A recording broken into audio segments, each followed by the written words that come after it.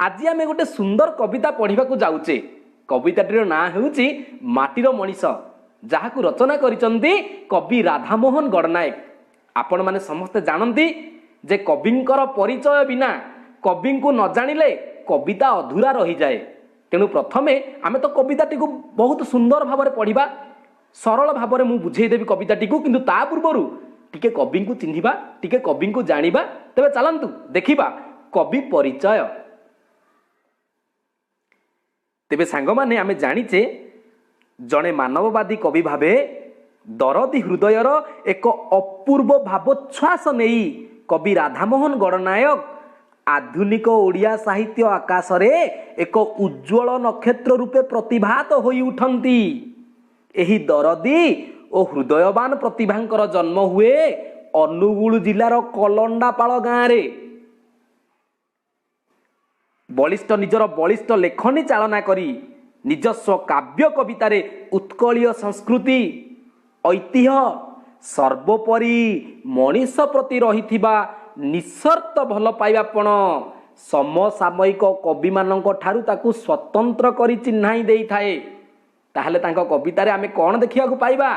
ओडिशार संस्कृति उत्कलर ऐतिह्य देखिया को पाइबा एवं तांको कवितारे आमे मनीष प्रति रहिथिबा निस्वार्थ भल पाइबा गुण पाइबा। तेबे देखन सांग माने तांको प्रारंभिक काव्य चेतनारे रोमांटिक भावुकता परिलक्षित होइथिला, किंतु परवर्ती काल रे से जो रचना करिथिले सेथिरे कोन सब देखा जायतिला? माने मानविकता बोध ऐतिह्य संप्रीति तांको कवितार मुख्य उपादान होइतिला परवर्ती काल रे। किंतु प्रारंभिक पर्याय रे तांको काव्य चेतना रे रोमांटिक भावुकता देखा जायतिला। एवं आमे जानिचे ओडिया साहित्यर गाथा कवि पंडित गोदावरीश मिश्रଙ୍କ परे ओडिया साहित्य रे से होउचंती अन्यतम सफल गाथा कवि। पौराणिक कथावस्तु को आधार करी किंबदंती को आधार करी से रचना करिसंती बहुत गाथा कवि। कविता तांको प्रारंभिक काव्य चेतन आमे जानिले रोमांटिक भावुकता परिलक्षित होइतिला, किंतु परवर्ती समय से जो रचना कले सेथिरे मानविकता भरी रहितिला, सेथिरे ऐतिह्य संप्रीति भरी रहितिला। तांकर रचना कौन कौन थिला देखन सांग माने तांको सृष्टि संभार मध्य रे काव्य नायिका। आज जो कविताटी आमे पढ़िबा माटीर मनीष से काव्य नायिका कविता संकलन रु आसीची। उत्कलिका, कैशोरिका, सामुकार स्वप्न, पशुपक्षीर काव्य, सूर्य अंधकार, ए सूर्य और अंधकार जो कविता संकलन पाई से केंद्र साहित्य एकाडेमी पुरस्कार लाभ करिसंती। दीपशिखा आदि तांकर केतोटी अनवद्य कृति सूर्य और अंधकार कविता संकलन पाई से केंद्र साहित्य एकाडेमी पुरस्कार पाइचंती। जड़े सफल अनुवादक मध्य से थिले, सेथिरे मध्य तांकर सुख्याति रहिछि। आज जो पढ़िबा आलोच्य माटीर मनीष कविताटी तांकर काव्य नायिका कविता संकलन रु आनीत। एथिरे कौन से कहिबा को चाहुचंती, एथिरे से कौन आह्वान करिसंती ना जो आधुनिक मनीष जो जंत्र जुगर दासत्व स्वीकार करिछि ताहले सेही कथा को से एठी वर्णना करुचंती। शिल्प सभ्यतामुखी मनीष को पुणी माटी मनस्क कराइबा निमित्त कविताटी रही आशान्वित आह्वान। कवि आह्वान करिसंती मानव को तार पारंपरिक गतानुगतिक जीवन धारा को फेरी आसिया पाई। कवि आह्वान करिसंती मंत्र जो जंत्र पछरे आज जो जंत्र मनीष को मंत्र शिखाई देछि एवं मनीष ता पछे पछे धाइछि से मनीष को पुणी थरे फेरई आनिया पाई कवि आह्वान देइचंती। तेबे चलंतु सांग माने आमे कविताटी को पढ़िबा, सरल भाव में बुझिबा, प्रतिटी शब्दर अर्थ आमे जानिबा एवं परीक्षा दृष्टि पढ़िबा सरलार्थ कौन कौन आसुची एवं प्रश्न उत्तर किभली प्रश्न आसीबो एवं तार उत्तर किभली करिबा सेही अनुसार आमे कविताटी को पाठ करिबा। जंत्र तते कि मंत्र देउची माटीर मनीष आरे मुग्ध तोहर चित्त गहने चिंती पारुनु बारे। कवि एठी सचेतन करौचंदी मनीष को।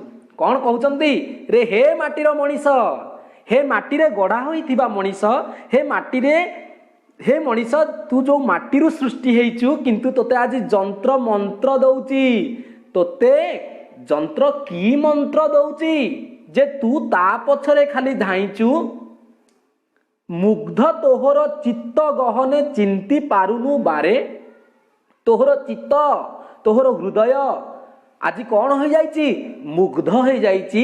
ତୋର ମନ ଆଜି ସମ୍ମୋହିତ ହୋଇଯାଇଛି। ତାହେଲେ ତୁ ସମ୍ମୋହିତ ହୋଇ କ'ଣ କରୁଛୁ?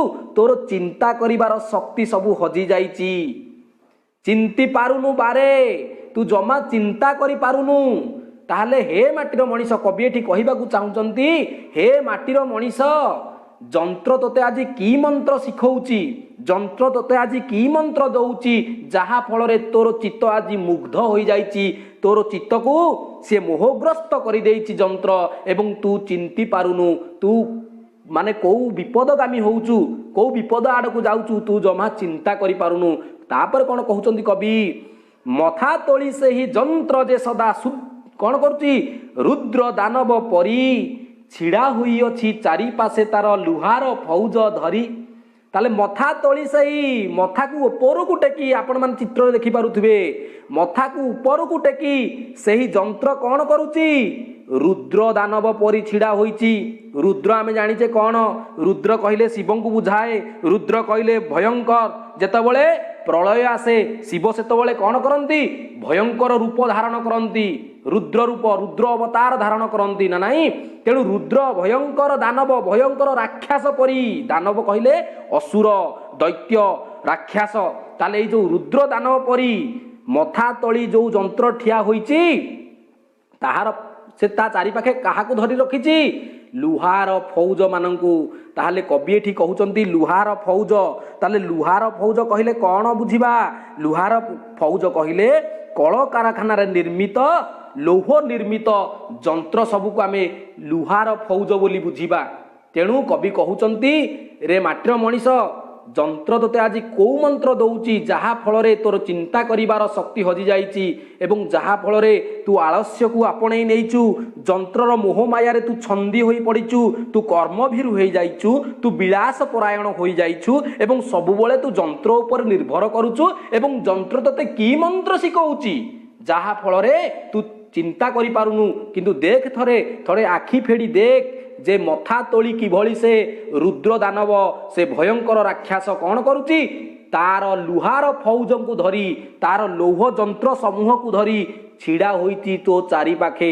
ତୁ ଥରେ ଆଖି ପୁରାଇ ଦେଖ। ଗର୍ଜି ଉଠୁଛି ଥରେ ଥରେ ପୁଣି ଭୀମ ଭୈରବ ରବେ। ଗର୍ଜନ କରୁଛି ସେ ଯେଉଁ ଯନ୍ତ୍ର, ସେ ଯେଉଁ ରୁଦ୍ର ଦାନବ, ଯେଉଁ ଭୟଙ୍କର ରାକ୍ଷସ କ'ଣ କରୁଛି? ଯନ୍ତ୍ର କରୁଛି, ମାନେ ଗର୍ଜି ଉଠୁଛି। ଗର୍ଜି ଉଠୁଛି କହିଲେ କ'ଣ ନା, ସେ ଗର୍ଜନ କରୁଛି। ଆପଣମାନେ ଜାଣିଥିବେ କଳକାରଖାନାରୁ କିଭଳି ଶବ୍ଦ ସବୁ ଶୁଭେ। ତାହେଲେ ସେଇ ଯେଉଁ ଶବ୍ଦକୁ କବି କହୁଛନ୍ତି ସେ ଗର୍ଜି ଉଠୁଛି। ଥରେ ଥରେ ସେ ଗର୍ଜନ କରୁଛି। ଭୀମ ଭୈରବ ରବେ। ଭୀମ କହିଲେ ସାଙ୍ଗମାନେ ଆମେ କ'ଣ ଜାଣିଛେ? ଭୀମ କହିଲେ ଭୟଙ୍କର ନା ନାହିଁ? ଏବଂ ଭୀମ ଭୟଙ୍କର, ଭୈରବ ରବେ। ଭୈରବ ରବେ କହିଲେ ଭୀଷଣ, ରବେ କହିଲେ ଶବ୍ଦ କରି। ତାହେଲେ ଭୀମ ଭୈରବ ଭୟଙ୍କର ଶବ୍ଦ କରି ସେ କ'ଣ କରୁଛି? ଥରେ ଗର୍ଜି ଉଠୁଛି। ଏବଂ ଆଉ ଦେଖେ କ'ଣ କରୁଛି ନା, ନିଶ୍ୱାସ ଧୂମ ଉଚ୍ଛ୍ୱାସ ତାର ଛାଡ଼ଇ ମୌନ ନଭେ। ଏବଂ ତାର ନିଶ୍ୱାସ କ'ଣ? ସେ ଯେଉଁ ଭୟଙ୍କର ଦାନବ ଠିଆ ହୋଇଛି, ସେ କୋଉ ନିଶ୍ୱାସ ଛାଡ଼ୁଛି? ଧୂଆଁର ନିଶ୍ୱାସ ଛାଡ଼ୁଛି। ଚିତ୍ରରୁ ଆପଣମାନେ ଦେଖିପାରୁଥିବେ କିଭଳି ଯନ୍ତ୍ର ସମୂହ ସବୁ ଧୂଆଁ ଛାଡ଼ୁଛନ୍ତି। ତାହେଲେ ନିଶ୍ୱାସ ଧୂମ, ତାର ଧୂଆଁ ହେଉଛି ତାର ନିଶ୍ୱାସ। ଉଚ୍ଛ୍ୱାସ ତାର ଛାଡ଼ଇ ମୌନ ନଭେ। ମୌନ ନଭକୁ, ମୌନ କହିଲେ ଆମେ ଜାଣିଛେ ସାଙ୍ଗମାନେ ମୂକ ବା ଯେ କଥା କହିପାରେ ନାହିଁ। ନିର୍ମଳ, ଏଠି ଆମେ ବୁଝିବା ନିର୍ମଳ। ନିର୍ମଳ ନଭକୁ, ନିର୍ମଳ ଆକାଶକୁ ସିଏ କ'ଣ କରୁଛି? ନିଶ୍ୱାସର, ଧୂଆଁର ନିଶ୍ୱାସ ଛାଡ଼ୁଛି ନା ନାହିଁ? ଦୀର୍ଘ ଶ୍ୱାସରେ, ଉଚ୍ଛ୍ୱାସ କହିଲେ କ'ଣ? ଦୀର୍ଘ ନିଶ୍ୱାସ। ଆମେ ଜାଣିଛେ ସାଙ୍ଗମାନେ ଉଚ୍ଛ୍ୱାସ କହିଲେ ଦୀର୍ଘ ନିଶ୍ୱାସ ପକେଇ ସେ ଧୂଆଁର ନିଶ୍ୱାସ ଛାଡ଼ୁଛି। କୋଉଠିକି ଛାଡ଼ୁଛି? ନିର୍ମଳ ନଭକୁ। ନଭ କହିଲେ ଆକାଶ, ନଭ କହିଲେ ଗଗନ ଆମେ ଜାଣିଛେ। ଏବଂ ଯେଉଁ ମୌନ ନଭ, ଯେଉଁ ବିଶୁଦ୍ଧ, ଯେଉଁ ନିର୍ମଳ, ଯେଉଁ ଶାନ୍ତ, ଯେଉଁ ନଭକୁ ବା ଗଗନକୁ ସେ କ'ଣ କରୁଛି? ଧୂଆଁର ନିଶ୍ୱାସ ଛାଡ଼ୁଛି। ଦେଖିପାରୁନୁ କି ତୁରେ? ତୁ କ'ଣ ଦେଖିପାରୁନୁ? ତୁ କ'ଣ ଦେଖିପାରୁନୁ? ଦେଖିପାରୁନୁ କି ତୁରେ? ଚିହ୍ନି ପାରୁନୁ ବହ୍ନି ଶିଖା ଯେ ଜଳୁଛି ତାହାର ମୂଳେ। तू कौन देखी पारुनु तू कौन चिन्ही पारुनु बन्ही शिखा को तू कौन चिन्ही बन्ही कहले सांग माने अग्नि तू कौन अग्निर शिखा तू कौन जो अग्निर धास ताकू तू देखी पारुनु कलर घर्षण एठी जदि प्रश्न आसीबो आपनकर बन्ही शिखा जळुची कहिबा द्वारा कवि कौन सूचना दउचंती ना ए कथा कहउचंती कलर घर्षण रु जो अग्निर शिखा जळी उठे तेणु चिन्ही पारुनु तू देखी पारुनु तू चिन्ही पारुनु बन्ही शिखा जे जळुची ताहार मूले ता मूलरे से जो रुद्र दानव छिड़ा होईची से जो जंत्र समूह सबु छिड़ा होईचंती जो कल कारखाना छिड़ा होईची ताहारी मूलरे बन्ही शिखा जळुची बोली तू कौन चिन्ही पारुनु तू कौन देखी पारुनु सी जो धुआं छाड़ुची आकाश को निर्मल आकाश को जो धूम निर्गत करोची जो निश्वास रे जो धुआं छाड़ुची तू कौन ताकू चिन्ही पारुनु एवं सी जो लुहार फौज धरी छिड़ा जाइची तू कौन जानी पारुनु रे माटीर मनीष तोर चित्त आज कोठी लगी जाइची तोर चित्त को सी आज मुग्ध कर देइची तोते मोहि नेइची एवं तोर चिंता करिवार शक्ति सबु नष्ट हो जाइची रे मनीष चिंता करिवार शक्ति सबु नष्ट हो जाइची सांग माने आज आम एइठी रहिबा परवर्ती भिडियो रे आमे आउ जहा रहिला कवितार अवशिष्टांश आमे आलोचना करिबा जदि भिडियोटी भल लागिला निहाती गोटे लाइक देबे कमेंट रे जणेबे कि भल लागिला आउ जदि भल लागि थाए ना चैनल को सब्सक्राइब कर देबे रहुची सांग माने देखा हबो पुणी परवर्ती भिडियो रे नमस्कार जय जगन्नाथ।